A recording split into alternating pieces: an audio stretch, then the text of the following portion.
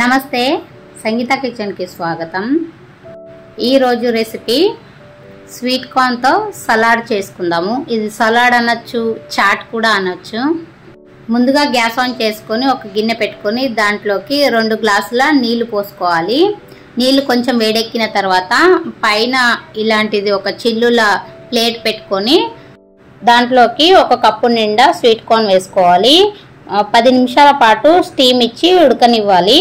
చూడండి 10 నిమిషాల తర్వాత ఇలా ఉన్నాయి। డైరెక్ట్ గా మనం వాటర్ లో కాకుండా ఇలా స్టీమ్ ఇచ్చి ఉడికించుకుంటే స్వీట్ కార్న్ మంచి రుచిని ఇస్తాయి। ఇప్పుడు స్టవ్ ఆఫ్ చేసేసుకుందాము। ఇప్పుడు ఒక మిక్సింగ్ బౌల్ తీసుకొని దాంట్లోకి ఉడికించిన స్వీట్ కార్న్ వేసేసుకోవాలి। రుచికి సరిపడా ఉప్పు వేసుకోవాలి। మీరు కారంకి బదులుగా పచ్చిమిర్చి సన్నగా కట్ చేసి కూడా వేసేసుకోవచ్చు, కానీ నేను ఇక్కడ 1/2 టీ స్పూన్ కారం వేసుకుంటున్నాను।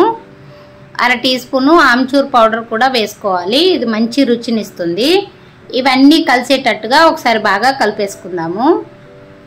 ఈ చాట్ని చిన్నపిల్లలు గనక తింటే పచ్చిమిర్చి పంటి కింద వస్తే పిల్లలు తినరు కదా, అందుకు నేను కారం వేసుకొని ఈ చాట్ని ప్రిపేర్ చేసుకుంటున్నాను।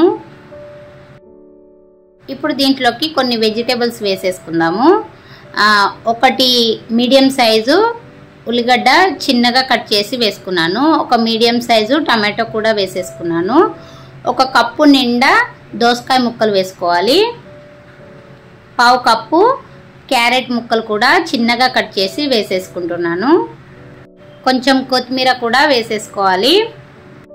వీటన్నిటిని ఒకసారి బాగా కలిపేసుకోవాలి। మీకు గనక నచ్చితే పైనుండి కొంచెం నిమ్మరసం వేసుకొని కలిపేసుకోండి। నేను ఇక్కడ ఆమ్చూర్ పౌడర్ వేసాను కాబట్టి నిమ్మరసం వేయడం లేదు। ఈ స్వీట్ కార్న్ సలాడ్ మార్నింగ్ బ్రేక్ఫాస్ట్గా కానీ ఈవినింగ్ స్నాక్గా కానీ తినడానికి చాలా బాగుంటుంది। వెయిట్ లాస్ అవ్వాలి అనుకునే వారికి ఇది మంచి రెసిపీ, పిల్లలు కూడా ఇష్టంగా తింటారు।